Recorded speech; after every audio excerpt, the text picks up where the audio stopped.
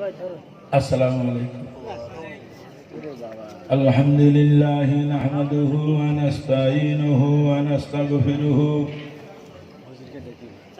ওয়া নু'মিনু বিহি ওয়া নাতাওয়াক্কালু আলাইহি ওয়া নাউযু বিল্লাহি মিন শুরুরি আনফুসিনা ওয়া মিন সাইয়্যাতি আমালিনা।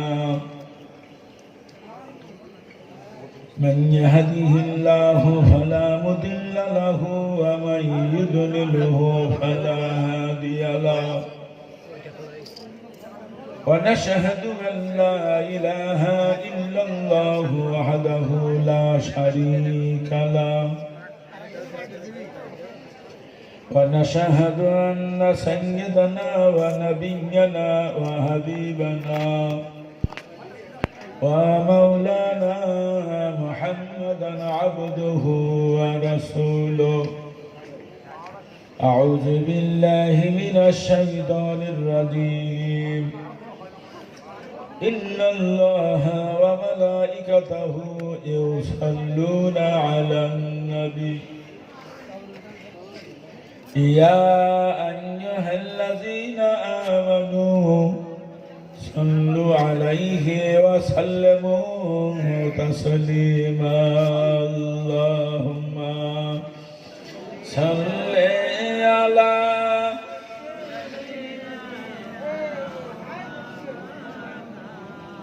وعلى آل سيدنا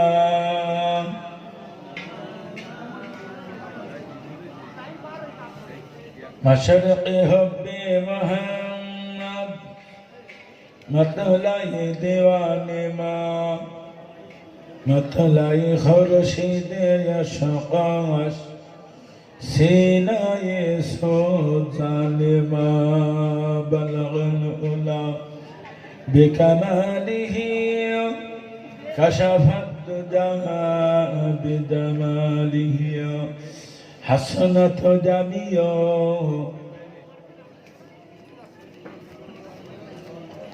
سورت یوسف بداری حکمتی لقمان ما قاری قرآن باری اے دل شادمان ما بلغ العلا بکماله كشف الدجى بجماله حسنت جميع خصاله.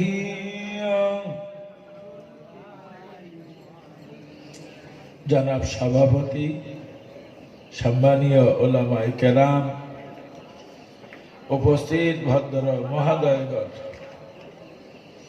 দোয়া করবেন আল্লাহ পাক যাতে দ্বীনের পথিক বানান।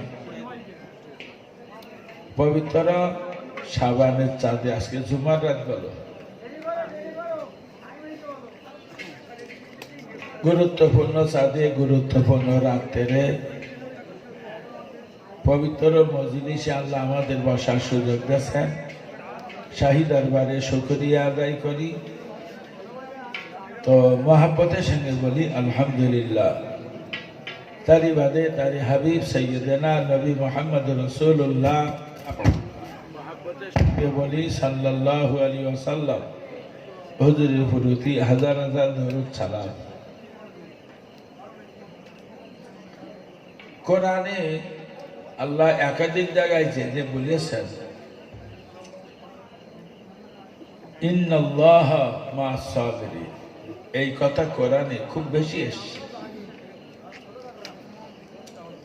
আল্লাহ বুঝাচ্ছেন নিশ্চয়ই আমি আল্লাহ ধৈর্যশীলদের সঙ্গে থাকি। সুবহানাল্লাহ বলেন। কোরআনে আল্লাহ কোথাও বলিনি যে আমি না নামাজির সঙ্গে থাকি। কোরআনে আল্লাহ কোথাও বলিনি যে আমি রোজদারের সঙ্গে থাকি। কোরআনে আল্লাহ কোথাও বলিনি যে অনেকবার হজ করলে আমি তার সঙ্গে থাকি।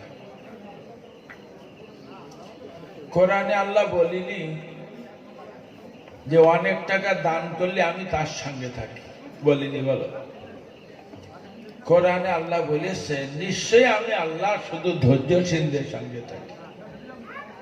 আচ্ছা একটু বলবেন এই বর্তমান সমাজের মুসলিম কওমের ভিতরে ধৈর্য বেশি না কম? হ্যাঁ, সে তার খুঁজে পাচ্ছি না, তার কম বলতে কোন এসে ধৈর্য ধরা বলে খুঁজে পাচ্ছি না। রোজা স্টেজ না সামনে নাকি? হ্যাঁ, লজ্জার সময় আরো ধৈর্যের সঙ্গে কথা বলবে মানুষ, তাই না? দুপুরের পরে জামাত জিজ্ঞেস করছে জামাই কোন দিক থেকে এসতেছ, কানে গেলে গেলে ওই দেখি যাস কি বাবা। আমি বললাম কি হইয়েছ কে নাকি? আর একজন বলতে হুজুর রোজায় রয়েছ তো আবের বেল হয়ে গে মেজাজ খারাপ। আমরা ভিন্ন কওমে বাস করি, তো আমাদের আশপাশে অন্যান্য কওমের মানুষ আছে না নাকি? আচ্ছা একটু বলেন যে ওদের সঙ্গে তো আমরা ওঠা বসা করি, আচ্ছা ওদের বেশি ধৈর্য না আমাদের কওমের লোকের ধৈর্য বেশি কেন? এদিকে আমরা চিল্লুচ্ছি আমাদের কোরআন, এদিকে আমরা জোর করে বলছি আমাদের হাদিস আমাদের নবী, অথচ কোরআন হাদিস নবীরটাও মানিলে এত ধৈর্য কম। এই কওমের বেশি ধৈর্য কম। মুসলমান ভাইজানের আল্লাহ নবী হাদিসে বহুতবার বলেছেন তোমরা ধৈর্যের সঙ্গে কথা বলবে, ধৈর্যের সঙ্গে চলাফেরা করবে। নবী বললেন মান লাম ইয়ারাম সাগীরানা ওয়া লাম ইয়াকুর কাবীরানা ফালাইসা মিন্না। আল্লাহ নবী বললেন যারা বড়দের সম্মান করে কথা বলে না, যারা ছোটদের স্নেহ চোখে দেখে না, আমার নবী বললেন এরা আমার উম্মত ও ভক্ত না।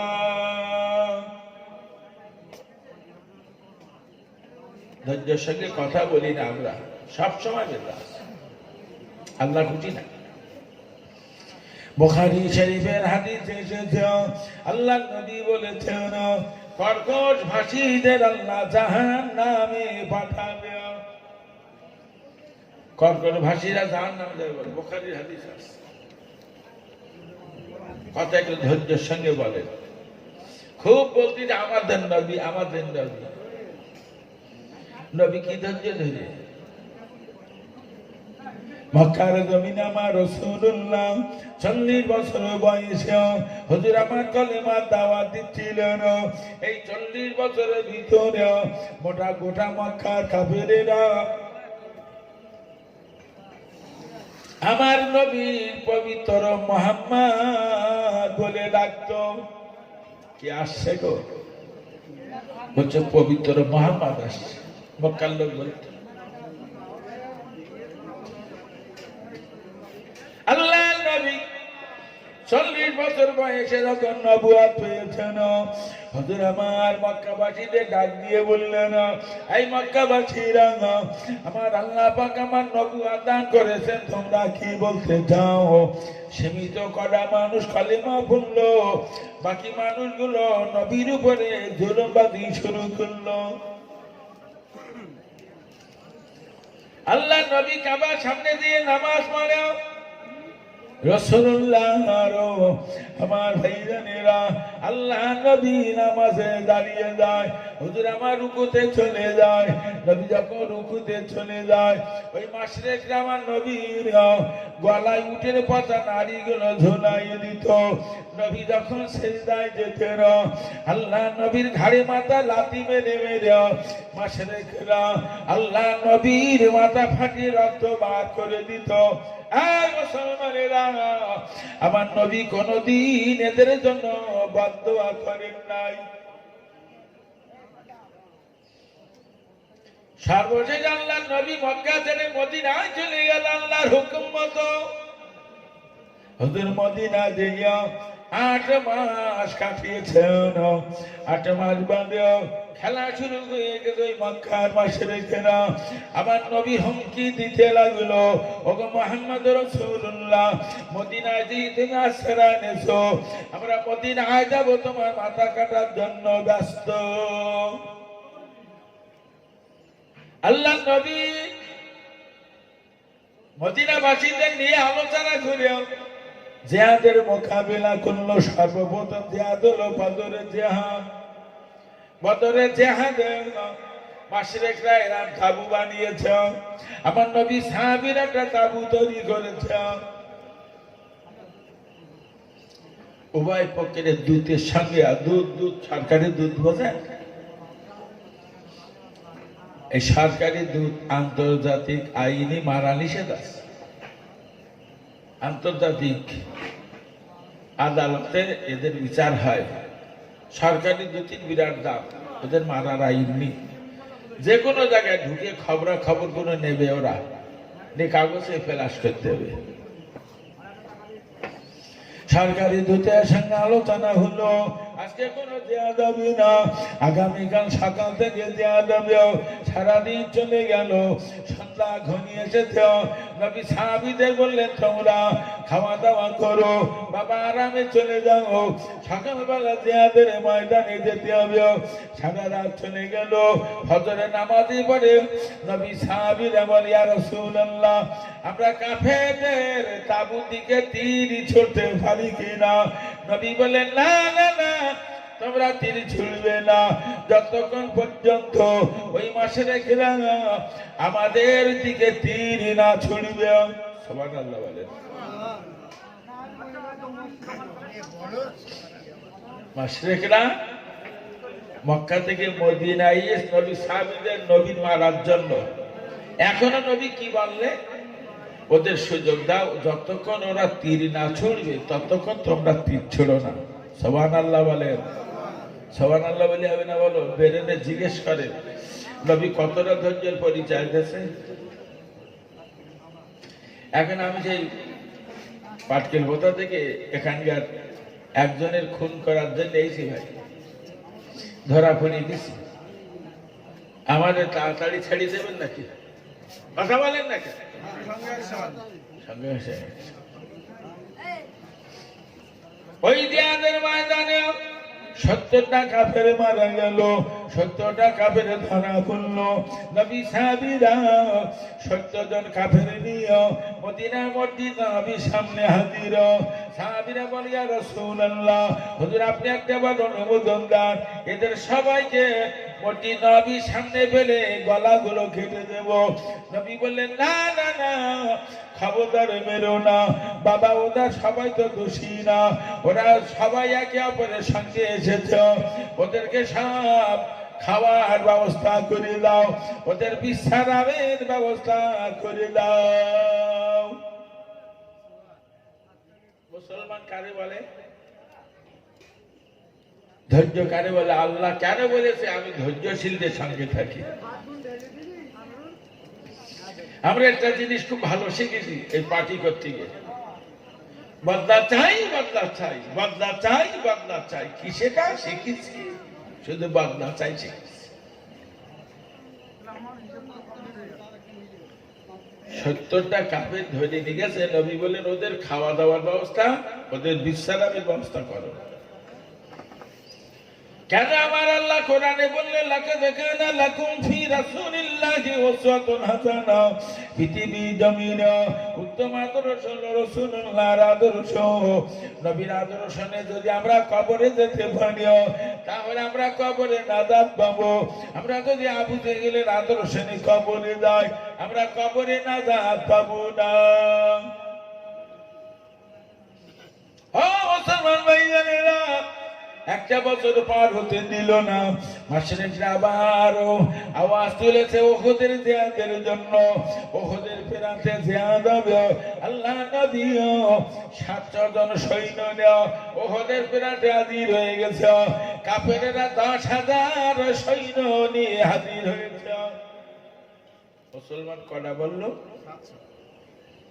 কাফের 1000 না বলো 10,000 ওকে টিকে থাকতে পারে? তাতে আবার 50 জন সাহাবীকে নবী পিছনে একটা সুড়ঙ্গ পথ দেখে বলতে এই জায়গাটায় তোমরা 50 জন দাঁড়াও, মাশরিকরা পেছন দেশে হামলা করতেই পারে, তোমরা এই জায়গাটা দাঁড়াবে। তাহলে নবীরা সৈন্য আছে কত? 650 সৈন্য। ওহদের বেলাতে মোকাবেলা নেমে পড়েছে। আল্লাহর অপরন্ত রহমত। আল্লাহ কোরআনে বলেছেন কানা হাক্কান আলাইনা নাসরুল মুমিনিন, মুমিনি সাহায্য করা আমার জন্য জরুরি হক। জিহাদ শুরু হয়ে গেল, নবী সাহাবীরা আমার ভাইয়া তাকবীর ধ্বনি দিলেন। ওই তাকবীর ধ্বনিতে 10,000 কাফের হিট দিল, ঠকঠক করে কেঁপে উঠেছে। কাফেরেরা পরাজয় ঘটে পিছিয়ে চলে গেছে। সুবহানাল্লাহ বলবেন। বুদ্ধিমানও জানলা ভারতবর্ষে যা মুসলমান আছে এরা যদি সব একসঙ্গে তাকবীর ধ্বনি দেয়, ওর বলো হাট দুর্বল হয়ে যাবে, ওটা বলো জানলা বলো। ওগো আমার ভাইয়েরা, আমার নবী সাহাবীরা দেখলেন কাফেররা পিছিয়ে গেছে। জিহাদের ময়দানে মালমাতা জিনিসপত্র গোছগাছ করে সকল সাহাবীরা তরবারি গুলো এক জায়গায় জমা রেখে মালমাতা গোছগাছ করে ওই 50 জন সাহাবীর ভিতরে মতবিরোধ শুরু হয়ে গেছে। একদল বলছে চল আমরা চলে যাই, জিহাদ বন্ধ হয়ে গেছে, কাফেররা পিছিয়ে গেছে। একদল বলছে না, নবী এখান থেকে যতক্ষণ না যেতে পারবে ততক্ষণ যাব না। একদল বলছে আরে সে তো জিহাদের সময়, তো জিহাদ বন্ধ থেকে দাঁড়িয়ে থেকে লাভ কি? মতবিরোধ করে 50 জন সাহাবীর ভিতরে 38 জন সাহাবী এই মানে ময়দানে এসে গেছে। ওই সুড়ঙ্গ পথ ছেড়ে সুড়ঙ্গ পথে আছে মাত্র 12 জন সাহাবী। নবীর চরিত্র আদর্শ হলো সামনে বলে মারো, সামনে বলায় তোমার মারো বলো। আর কাফের চরিত্র সুযোগ পালি মারো, পিছন দিয়ে মারো। এটা কাফেরদের চরিত্র। আচ্ছা, ও চরিত্র আমাদের ভিতরে আছে বলে মারিয়া ভাইরানেরা। মাশরিকরা উঁচু পাহাড়ে মাথায় উঠে লক্ষ্য করে দেখে পিছনে সুড়ঙ্গ পথটা ফাঁকা। না মুসলমানরা অসতর্ক অবস্থায় আছে। মুসলমানদের হাতে কারুর হাতে তরবারি নাই, ওরা একটা ফাঁকা পড়ে আছে। এই সুযোগটা কাজে লাগানো যাক। হাজার হাজার কাফের সুড়ঙ্গ পথ ধরে 12 জন সাহাবীকে শহীদ করে দিল। ওরা হাজার মাশরিক দলবদ্ধ ভাবে ওই মুসলমানদের উপরে ঝাঁপিয়ে পড়ায়। আমার ভাইজানেরা, নবীর 70 জন বড় বড় সাহাবী শহীদ হয়ে গেছে। বিখ্যাত বেঈমান ইবনে কিমিয়া আমার নবী মাথায় লোহার কড়া দিয়ে আঘাত করেছে। হুজুর আমার বেহুশি জমিনে পড়ে গেছে। কাফেররা চারিদিকে রটিয়ে দিয়েছে। মুহাম্মদ রাসূলুল্লাহ জনাবের মতন শহীদ হয়ে গেছে। কাফেররা সব পিছিয়ে গেছে। মুহাম্মদ শেষ হয়ে গিয়ে মানে আর তার দরকার নেই, কাজে জয়ী হয়ে গেছে। হযরত আলী রাদিয়াল্লাহু তাআলা বলেন আমি দৌড়াদৌড়ি করতে লাগলাম। ওখানে একদল যখন সাহাবী পড়ে আছে, ওখান থেকে আমার নবীকে পেলাম না। ওখানে একদল সাহাবী শহীদের লাশ পড়ে আছে, ওই জায়গায় যে নবীকে পেলাম না। জীবিত সাহাবীদের দলে দিয়ে আমার নবীকে আমি পেলাম না। তাড়াতাড়ি সেজদায় পড়ে কান্না শুরু করে দিলাম, আল্লাহ আমাদের ভুলের জন্য আমাদের রাসূলুল্লাহকে আপনি আসমানে উঠাই নিয়েছেন। যতক্ষণ আমার নবীর ফিরাই না দেবেন আমি আলী সেজদা থেকে মাথা উঁচু করব না। এত কথা কাঁদেন। আমার আল্লাহ পাক ইলহাম করলেন, এই আলী চলে যা, আমার নবী এখন ইন্তেকাল করিন। হুজুর আমার উহুদের পাহাড়ে একটা গর্তই পড়ে আছে। হযরত আলী ছুটে ছুটে চলে গেল। আমার নবীর ধরে দেখলেন নবী জীবিত। নবী সাহাবীদের সামনে হযরত আলীও আমার নবীর পাজা করে নিয়ে চিৎকার করে বলেন, এই নবীর সাহাবীরা, আমার নবী এখনো জীবিত। হযরত আলী বলেন, আমি আমার নবীর বহু সময় ধরে সেবা করলাম, আল্লাহ নবীর অনেক সময় ধরে সেবা যত্ন করায় রাসূলুল্লাহ হুঁশ ফিরে পেয়েছে। যেই না নবী হুঁশ ফিরেছে, আল্লাহ নবী হাত তুলে দোয়া করছেন, আল্লাহ আমায় যারা মেরেছে, যারা আমার মাথাটা ফাটিয়ে দিয়েছে, যারা আমার দুশো দাঁত ভেঙে দিয়েছে, আল্লাহ যারা আমার বেহুশ করে দিয়েছে, যারা আমার দেহে রক্ত ঝরিয়েছে, ওদের যেন গজব দিয়ে ক্ষতি করবেন না।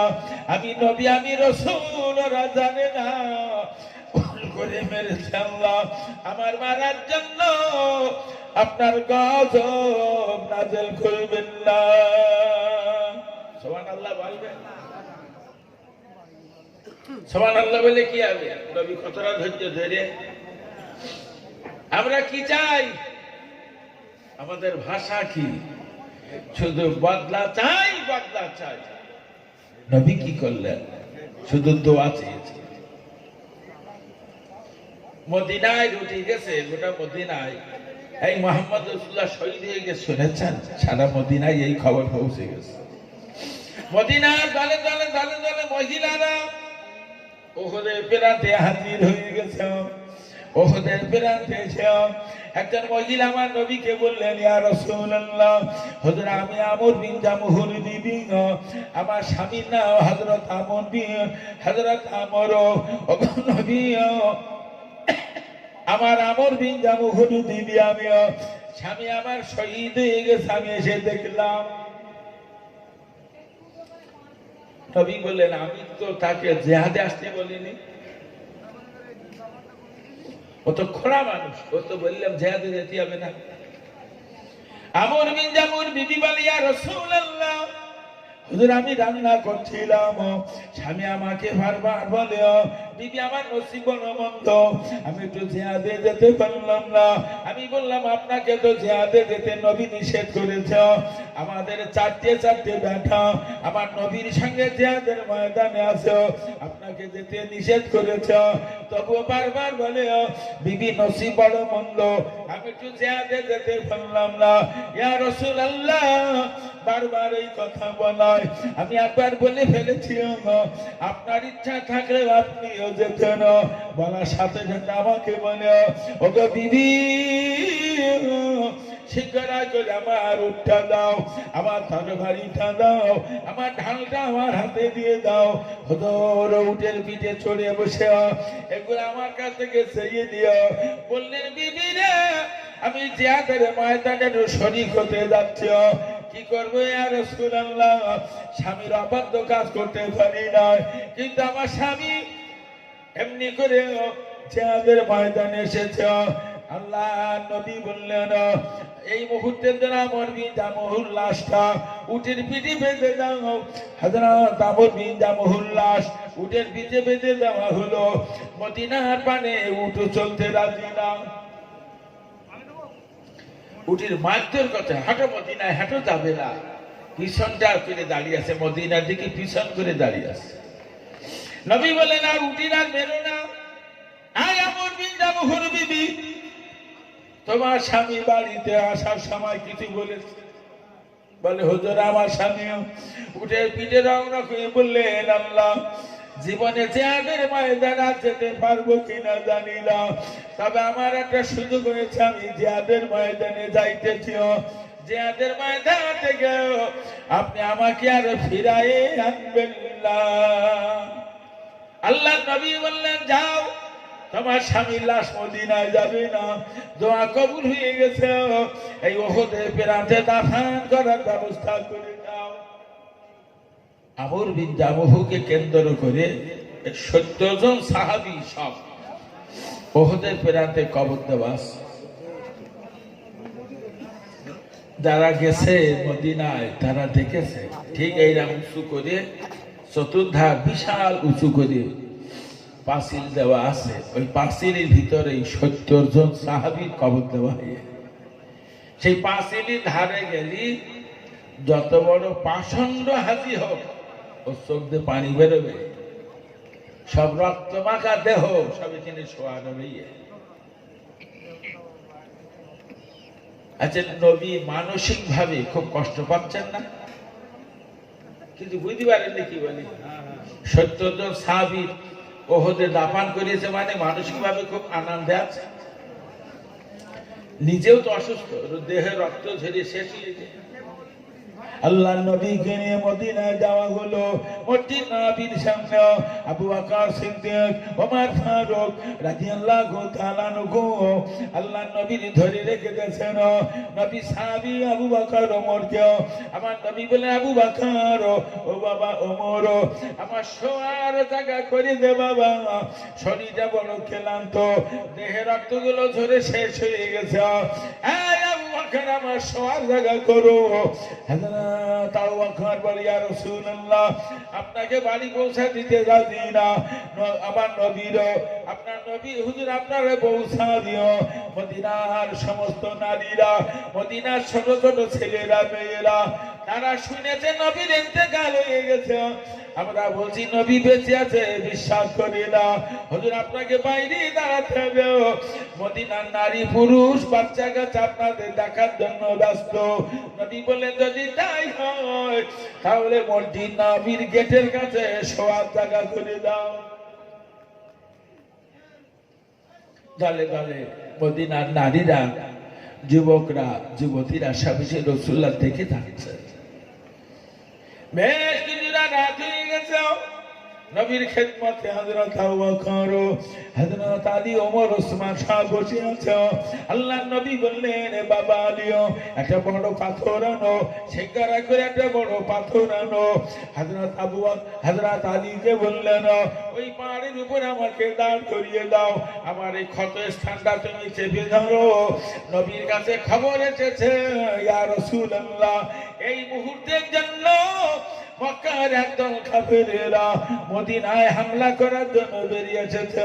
আল্লাহর নবী সঙ্গে সঙ্গে এই পাহাড়ে ওই বড় পাথরের উপরে উঠে চিৎকার করে করে বলছেন, এই মদিনার সুস্থ যুবকরা, শীঘ্রই করে তোমরা আমার সঙ্গে বেরিয়ে এসো, মক্কার কাফেররা এই মুহূর্তে হামলা করবে। আমি রাসূলুল্লাহ, আমি তোমাদের প্রধান সেনাপতি। আচ্ছা, কত কঠিন অবস্থা একটু বলবেন? বললাম তো সহজ, শুনলেন সহজ, কতটা কঠিন একটু বলবেন? দেহে তো রক্ত নেই, কি দুর্বল, কি মানসিক কষ্ট। এতটা গোটা মদিনায় সব ঘরে ঘরে কান্নার আওয়াজ হচ্ছে, যেখানে ৭০টা মানুষ মারা গেছে। ভাই কারুর বাপ মরেছে, নাই কারুর খালু মরেছে, কারুর চাচা মরেছে, এই অবস্থা তো ঘরে ঘরে কান্না। মদিনার ওই যুবক ছেলেগুলোকে এনে রাসূলুল্লাহ ওই রাত্রে আলীকে বললেন, আমাকে নিয়ে চলো, মদিনার বাইরে চলো। মদিনার বাইরে যেয়ে নবী হুকুম দিলেন, এখানে কিছুটা কাঠ জমা করো, ওখানে কিছুটা কাঠ জমা করো, ওই পাহাড়ের মাথায় কিছুটা কাঠ জমা করো, আগুন ধরিয়ে দাও। মাসরে কাফেররা বুঝতে পেরেছে বিভিন্ন জায়গায় বড় বড় অগ্নিকুণ্ড জ্বলছে, না জানি কত মানুষ আমাদের মারার জন্য তৈরি হয়ে গেছে। মাসেরেকরা পিছিয়ে গেল। এইভাবে নবীর উপরে জুলুম চলেছে। সে জুলুমবাজির কোন কুল কিনারা নেই। মক্কার মাটিতে কাফেরেরা নবীর উপরে অত্যাচার করেছে একটানা 12 বছর। 12 বছর ধরে অত্যাচার করে, সে অত্যাচারের কোন কুল কিনারা নেই। নবী মদিনায় যাওয়ার পরে মাশরিকরা মদিনায় যেয়ে 8 বছর ধরে 100টার বেশি জিহাদ করেছে। এই 8 আর 12 20 বছর ধরে যে জুলুমবাজি চালিয়েছে নবীর উপরে, আল্লাহ নবী শুধু ধৈর্য ধরিয়ে গেছে, শুধু ধৈর্য ধরে গেছে। এই মুসলমান ভাইরা আল্লাহ নবী ধৈর্য ধরে গেছে। আমার নবীর উপরে এতটা জেহাদ করলো, নবী কিন্তু একটা জেহাদ করিল। আল্লাহ নবী শুধু জেহাদের মোকাবেলা করেছ। আমার আল্লাহ বললেন আমি ধৈর্যশীলদের সঙ্গে থাকি।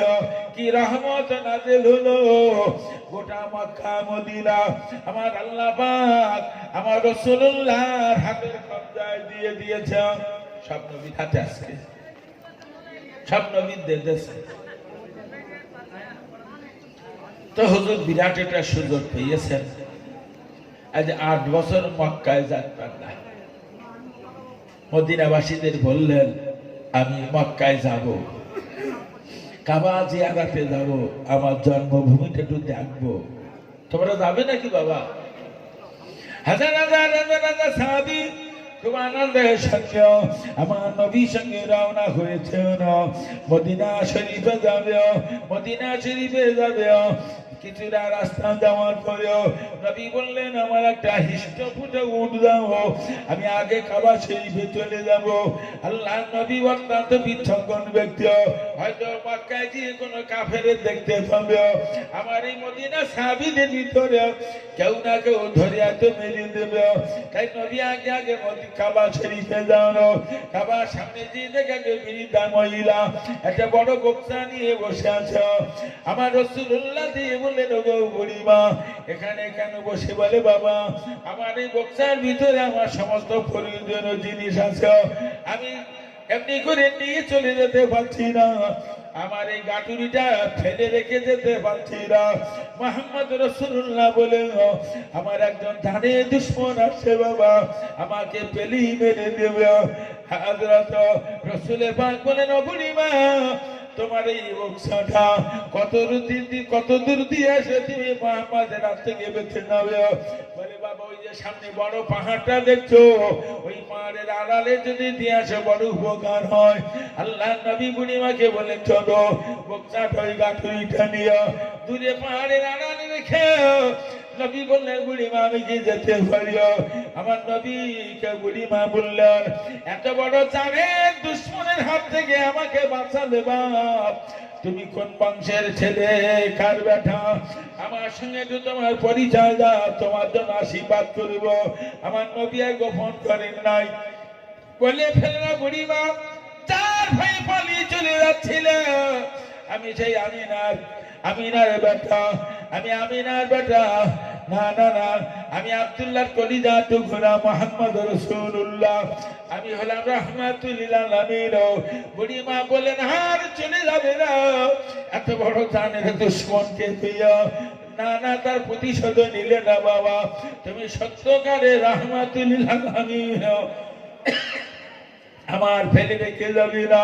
জনমের মতন কলেমাটা পড়িয়ে দিয়ে দান। আল্লাহ নবী বুড়িমার কলেমা পড়িয়ে দিলেন। আমার রাসূলুল্লাহ আবার কাবার সামনে এসেছেন। এদিকে নবী সাহাবীরা সব কাবার সামনে যে হাজির হয়ে গেছে। রাসূল সাহাবীদের নিয়ে কাবা শরীফ ধরে খুব কেঁদেছে। কাবার চতুর্ধার না 7 পাক ঘুরতে আয় ওরে বলে তওয়াফ করা। আমরা দেখেছি হাজিরা ওই কাবার চারিধারে ঘোরে আর একটা দোয়া পড়ে আর কাবার দিকে এইভাবে তাকিয়ে তাকিয়ে কাঁদে। সে দৃশ্য না দেখলে বুঝলে সম্ভব না, কাবার দিকে দেখে আর ঘোরে আর কাঁদে। আল্লাহ নবী কাবা দোয়া করেছেন, ছাপা মারোয়া দৌড়াদৌড়ি করেছেন, কাবা ধরে জান উজাড় করে দোয়া করেছেন, নিজের জন্মস্থানটা ভালো করে দেখে নেছেন। মক্কার সাহাবীর আমার নবীকে বললেন ইয়া রাসূলুল্লাহ হুজুর আপনি মক্কায় প্রবেশ করছেন। এই কথা শুনে মক্কার বড় বড় কাফির গুলো সব দূরে দূরে পাহাড়ের আড়ালে চলে গেছে। আল্লাহ নবী এই কথা শুনে কাবা শরীফের পূর্ব দিকে একটা উঁচু পাহাড় আছে, ওই পাহাড়টা না বলে আবু কুবাইস পাহাড়। আল্লাহ নবী ওই আবু কুবাইস পাহাড়ে মাথায় উঠে চিৎকার করে করে বলছেন, হায় মক্কার কাফেরেরা, মক্কার মাটিতে ফেল, 12 বছর ধরে আমার কত অত্যাচার করেছ, আমি মদিনায় চলে গেলাম, তোমরা এখান থেকে মদিনায় যেও, আমার উপরে 100টার বেশি জিহাদ করেছ, 20 বছরের অত্যাচারের বদলা নিতে আসিনি। আমি কাবা তওয়াফে ছিলাম, কাবা তওয়াফ হয়ে গেছে, জন্মভূমিটা দেখতে চেয়েছিলাম, দেখা হয়ে গেছে, আমি মদিনায় ফিরে যাচ্ছি বাবা, তোমরা আমার ভাই মক্কা জমি ছেড়ে চলে যেও না, লাকুম দীনুকুম ওয়ালিয়া দীন, যার ধর্ম তার কাছে, আমি তোমাদের উপরে অত্যাচার জুলুমবাজি করতে আসিনি, তবে বাড়ি চলে যাচ্ছি, মদিনায় ফিরে যাচ্ছি, যাওয়ার পথে একটা কথা বলে দেওয়া, এখনো পর্যন্ত কেউ যদি ইমানের কলেমা পড়তে পারো, আমি কথা দিলাম এই 20 বছরের জুলুমবাজিটার আমি রাসূলুল্লাহ ক্ষমা চোখে দেখবো। হুজুর যখন এই কথা বললেন, জগৎ বিখ্যাত বেঈমান আবু সুফিয়ান, কত বড় বেঈমান জানেন, প্রত্যেকটা জিহাদে আবু সুফিয়ান মুশরিকদের লিডারই করে। আবু সুফিয়ানের বিবি হিন্দা ও প্রত্যেকটা জিহাদে শরীক হতো। ওই মুসলমানরা তীর ছুড়িয়েছে, ওই তীরগুলো খুঁটি খুঁটি কাফেরদের হাতে দিত। কত সাহসী মহিলা, বুঝতে পেরেছেন নাকি? বিখ্যাত বেঈমান ওয়াহাশী ওহদের প্রান্তে হযরত আমির হামজা রাদিয়াল্লাহু তাআলাকে শহীদ করেছিল। বড় বড় কাফেরগুলো নবীর সামনে এসে হাজির, ইয়া রাসূলুল্লাহ, ইয়া হাবিবাল্লাহ, হুজুর ইসলাম মানুষের এতটা ক্ষমা করতে পারে, ওগো নবী আপনি আমাকে ফেলে যাবেন না, হুজুর আপনি আমাকে আর ফেলে যাবেন না, আপনি আমাদের দূরে ফেলে দেবেন না, ইমানের কলেমাটা পড়িয়ে দাও। আমার নবী ইমানের কলেমা পড়িয়ে ওদের মুসলমান বানিয়ে দিল। আল্লাহ নবী আমার ভাইরা নিলাম, ওদেরকে বলে তোমাদের ক্ষমা করে দিলাম। ওই মুশরিকরা বলেন, ইয়া রাসূলুল্লাহ, ইয়া হাবিবাল্লাহ, হুজুর আর আপনাকে মদিনায় যেতে দেব না, হুজুর আপনি মক্কা জমিনে থাকুন। আমার নবী বললেন, না না না, তোমরা আমাকে তাড়িয়ে দিয়েছিলে, আর মদিনার মানুষগুলো আমার আশারা দিয়েছে, বাবা আমার মদিনায় চলে যেতে হবে। একটু মহব্বতের সঙ্গে দরুদ শরীফ আল্লাহুম্মা সাল্লি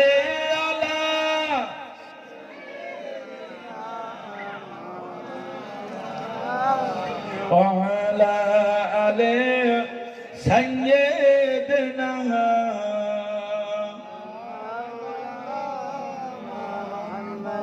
একটা মানুষ পাওয়া যাবে এইরকম ধৈর্যশীল সমাজে, যা গোনা অত্যাচার করিয়েছে, আমি ধৈর্য ধরি, এরম বলার লোক পাওয়া যাবে? চৌমাথার হাটে এই বড় ভাইয়ের সঙ্গে আমার কথা কাটি কাটি কথা বুঝতে পারেনি নাকি? বলো আমার কানপাড়ির ধারে চল লেগে, আমিও কানপাড়ির ধারেটা চল লেগেছি। আমাকে ভয়ঙ্কর মাথাটা সামনে দিয়ে যাক, চলো এই বড় গাড়িটা নিয়ে নিলে আরো গোটা কত চড় মারলো। ঠিক বলছি না? ঠিক বলছি? এটা আমাদের চরিত্র না নাকি? হ্যাঁ, এরা শুধু নড়িয়ে চড়ি বলে এই আমার যা চালতে উপর দিয়ে বলো তো, আরে বাবা রে কত যাচ্ছি ওই আঙ্গা চালতে পারে না পাড়ার লোকেরা কি বললে, ওই আঁকড়া তোলার লোকেরা এই আঙ্গা না পাড়া বলতে বলো, ঠ্যাং খোড়া করে দেবো। পুরো সাল লোকগুলো চালতে বেরো লাগা কি বললে, আঙ্গা সমাদায় বলতে তো জাতি আর বলো। আচ্ছা বলেন দিন, এই ভাষাগুলো আমরা বলি কি বলি না? হ্যাঁ, এসব মানুষ সার পাবে না। এই চরিত্র গুলো আবু জেহেলের চরিত্র, নবীর চরিত্র না, নবীর চরিত্র না। এটা নবীর চরিত্র তৈরি করে কবর কিয়ামতে নাজাত পাবে। বেশ অনেকটা সময়, শুধু ধৈর্য রস করিস না নাকি? তো আমি কঠিন ব্যস্ত, শরীর খুব দুর্বল, এত দুর্বলতা আমি আপনার বুঝতে পারছি না, আমার দেহ কাঁপছে। এখন আমার 3 জায়গায় জলসায় গেছি এখনো। তা আমি আপনাদের কাছে একটু হাত পাতবো, তাড়াতাড়ি করে কিছু দেন, রান্না হয়ে গে এখন খাদ্য দেবো। ও জামাই কোন যাচ্ছ? টাকা দিতে হবে তো, শিগগিরই বলে। আল্লাহ আপনার এক বান্দা 50 টাকা দান করেছেন আল্লাহ নবীর ঘরের জন্য, আর একজন দান করেছেন 70-80 টাকা। দয়া করে দানকে কবুল করুন, নেক আশাকে পুরা করুন। বাপ দাদারা যারা যারা কবরে, ওদের কবরে শান্তি বর্ষণ করুন, বলুন আমিন। আগামী বছর এই জলসার জন্য 1 মণ চাল, 50 কেজি চাল, 25 কেজি চাল কেটে কেটে দেবেন, তাড়াতাড়ি বলেন, শিগগিরই বলেন।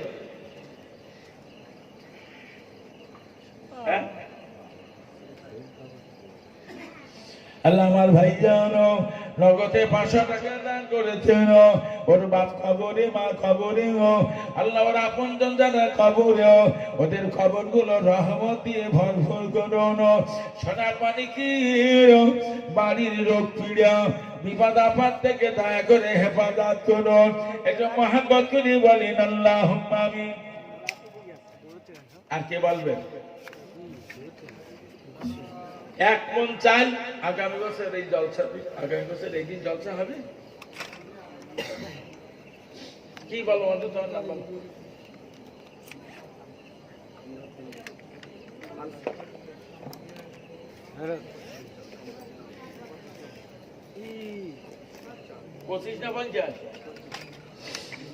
আল্লাহ কামরুদ্দিন বলে একটা ছেলে 25 কেজি চাল দেবে আল্লাহ, ওর বাপ দাদারা, আল্লাহ ওর বংশে যারা যারা কবরে, ওদের কবরে আল্লাহ জান্নাতের তাবারক দয়া করে পৌঁছে দিন।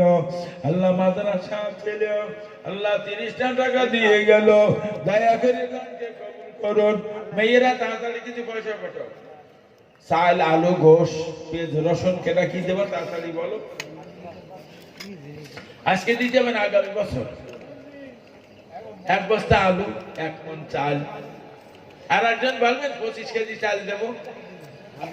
বাপ কবরে, মা কবরে 1 মণ চাল দেবেন, বাপ বেঁচে থাকলে খেতে বাবা। আল্লাহ আমার বড় ভাই আগে বলে 500 টাকা, আবার বলে 25 কেজি চাল দেবে।